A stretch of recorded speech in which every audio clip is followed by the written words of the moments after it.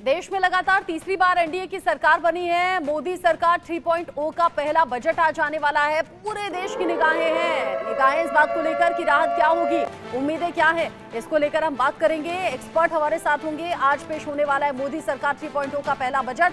सुबह 11 बजे वित्त मंत्री निर्मला सीतारमण बजट पेश करेंगी। 7वीं बार बजट पेश कर रही हैं निर्मला सीतारमण बतौर वित्त मंत्री। बजट में किसान, महिला, रोजगार, इन सभी बातों पर फोकस रहने वाला है। वित्त मंत्रालय पहुंची निर्मला सीतारमण थोड़ी देर पहले और फिर वहां से निकलने की भी तस्वीरें चंद सेकंड पहले आई ही। मंत्रालय की टीम के साथ में वित्त मंत्री का फोटो सेशन भी यहां पर हुआ है। 10 बजे वित्त मंत्री और वित्त राज्य मंत्री संसद पहुंचेंगे। राष्ट्रपति से बजट पेश करने की मंजूरी यहां पर वित्त मंत्री लेंगी। हालांकि ये सब कुछ औपचारिकताएं होती हैं जो निभानी होती हैं और वही औपचारिकताएं अभी चल रही हैं। चूंकि बजट तो बनकर तैयार है, लेकिन सुबह थोड़ी देर पहले चूंकि वित्त मंत्री निर्मला सीतारमण वित्त मंत्रालय पहुंची, वहां वित्त मंत्रालय की पूरी जो टीम थी उनके साथ में फिर थोड़ी देर बाद चर्चा करने के बाद बाहर आती है। वहां फोटो सेशन होता है और अब 10 बजे का वक्त रहेगा जब संसद परिसर पहुंचेंगी वित्त मंत्री निर्मला सीतारमण। आज मोदी सरकार 3.0 का बजट पेश होने जा रहा है। उससे पहले सरकार ने देश का इकोनॉमिक सर्वे कल पेश किया। वित्त मंत्री ने बताया कि क्या कुछ लेखा जोखा अभी तक का सरकार का है। संसद के पटल पर आर्थिक सर्वे पेश किया गया। आर्थिक सर्वे वित्त मंत्री निर्मला सीतारमण ने सोमवार को लोकसभा में पेश किया। इस इकोनॉमिक सर्वे में सरकार का पूरा focus agriculture sector, private sector और पीपीपी मॉडल पर रहा है। मोदी 3.0 में पेश किए गए आर्थिक सर्वेक्षण में भारत की जीडीपी का जिक्र किया गया है। इसमें कहा गया है कि देश की जीडीपी ग्रोथ का अनुमान 6.5 से 7% तक है। देश की इकोनॉमी की हेल्थ की पूरी तस्वीर पेश करने वाले इस इकोनॉमिक सर्वे में रोजगार को लेकर डेटा भी पेश किया गया है। इसमें कहा यह गया है कि जनसंख्या अनुपात में ग्रोथ के साथ कोरोना महामारी के बाद से देश की सालाना बेरोजगारी दर में गिरावट दर्ज की जा रही है। मार्च 2024 में 15 साल से ज्यादा उम्र वाले शहरी बेरोजगारी दर 6.8% से घटकर 6.7% पर आ गई है। सर्वे में कहा गया है कि भारत के कुल वर्कफोर्स में से करीब 57% स्वरोजगार यहाँ पर हो रहे हैं। यहाँ युवा बेरोजगारी दर 2017-18 में 17.8% से गिरकर 2022-23 में 10% तक आ गई है। सर्वे में यह भी कहा गया है कि नॉन एग्रीकल्चर सेक्टर में साल 2030 तक औसतन सालाना करीब 78.5 लाख रोजगार के अवसर पैदा करने की जरूरत है। वहीं निजी निवेश की रफ्तार में तेजी का असर दिखाई दे रहा है, जबकि वित्तीय घाटे में कमी आने की उम्मीद है।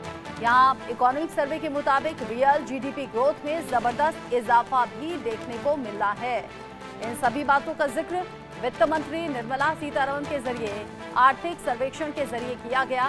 कल संसद में जिस तरीके से आर्थिक सर्वे पेश किया गया, अब बड़ी उम्मीदें देश को इस आम बजट से हैं।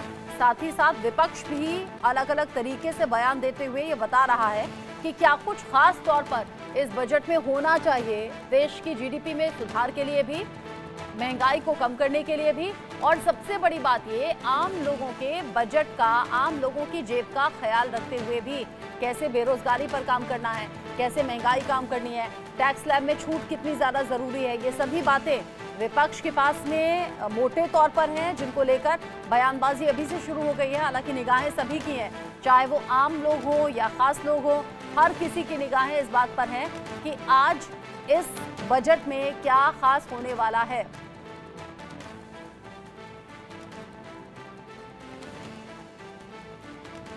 बजट को लेकर क्या उम्मीदें हैं, क्या हो सकता है, इसको लेकर बात करेंगे। एक बड़ा पैनल स्टूडियो में इस वक्त मौजूद है जो टैक्स को लेकर अपनी राय रखेंगे, क्या कुछ अनुमान है वो बताएंगे। मनीष गुप्ता मेरे साथ स्टूडियो में मौजूद है टैक्स एक्सपर्ट के तौर पर। सागर सिन्हा मेरे साथ में है फाइनेंस एक्सपर्ट के तौर पर। मुकेश गुप्ता हैं टैक्स एक्सपर्ट और साथ ही साथ वैभव जैन है जो कि सीए भी हैं। वो बताएंगे कि कैसे आम लोगों की जेब का ध्यान इस बजट में हो सकता है। रुचिका भगत मेरे साथ में टैक्स एक्सपर्ट के तौर पर हैं। आलोक मेहता से थोड़ी देर बाद जुड़ेंगे और आकाश जिंदल भी जो कि बड़े इकोनॉमिस्ट हैं, वो भी थोड़ी देर बाद हमारे साथ में जुड़ने वाले हैं। सबसे पहले मनीष गुप्ता जी, आम लोग बजट से इतना, हालांकि सरकार की तरफ से एक लंबा लेखा जोखा हम आज बजट के दौरान भी सुनेंगे, कल आर्थिक सर्वेक्षण में भी सुना है, हो सकता है कुछ पॉइंट्स हम और आप डिस्कस कर लें, लेकिन आम लोगों की निगाह रहती है मेरे लिए टैक्स स्लैब में छूट क्या होगी, मेरे लिए महंगाई कम कैसे होगी, मेरे घर में नौकरी क्या मिलेगी और किस तरीके से घर का बजट बनेगा, क्या सस्ता हो जाएगा, क्या महंगा हो जाएगा, आज के बजट से उम्मीदें क्या हैं?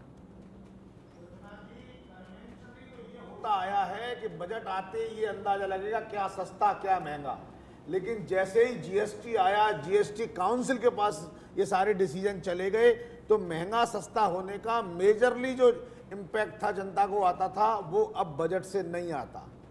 एक रेल बजट होता था अलग से, पहले रेल बजट में कौन सी ट्रेन महंगी हो गई, प्लेटफॉर्म टिकट कितना का हो गया, कितनी छूट मिल गई, वो भी अब बजट में आ गया, तो वहां एक इम्पैक्ट पता लगेगा। मेजर जो इम्पैक्ट है, जो मिडिल क्लास को इम्पैक्ट होता है, जो उसका इंटरेस्ट है टीवी देखने का, आज की बजट में क्या उम्मीदें हैं, वो है इनकम टैक्स। और इनकम टैक्स में भी दो बातें हैं, इनकम टैक्स में कितनी छूट मिलेगी नहीं मिलेगी ये एक बात है, और अगर कोई डिडक्शन मिलती है, मानो किसी डिडक्शन में एनहांसमेंट होता है, तो उसका कैश आउटफ्लो कितना बचेगा, कि पहले वो 1.5 लाख की सेविंग करता था, वो उसे 2.5 लाख तक सेविंग करनी पड़ेगी तो टैक्स बचेगा, या सेविंग का चक्कर ही खत्म हो गया, मैं नई टैक्स रिजीम में परमानेंटली शिफ्ट हो गया, तो अब मुझे इंश्योरेंस खरीदने की जरूरत नहीं है, अब मुझे ये सब इन्वेस्ट करने की जरूरत नहीं, मेरा कैश फ्लो बेटर हो गया। तो मल्टीपल एंगल हैं जिन पे सोचना जरूरी है, और मिडिल क्लास को सबसे इंपॉर्टेंट जो फोकस है वो इनकम टैक्स है। इंटरेस्टिंग बात यह है कि अब तक के मोदी सरकार के जो 6 बजट गए हैं, मैं 6 की बात कर रहा हूं, जितने के जितने बजट गए हैं, किसी में अभी आज तक मिडिल क्लास को कोई बड़ी राहत नहीं दी है। और जिस तरीके का एटीट्यूड दिखा है कि सिमिलर मंत्रिमंडल, सेम लोकसभा अध्यक्ष, सेम फाइनेंस मिनिस्टर, तो मुझे लगता है इस बार भी कोई बड़ी टैक्स की राहत हमें उम्मीद नहीं करनी चाहिए। अलग बात है, ये तो बड़ी निराश करने वाली बात है मनीष जी, ये तो बड़ी निराश करने वाली बात है कि कोई उम्मीद नहीं करनी चाहिए।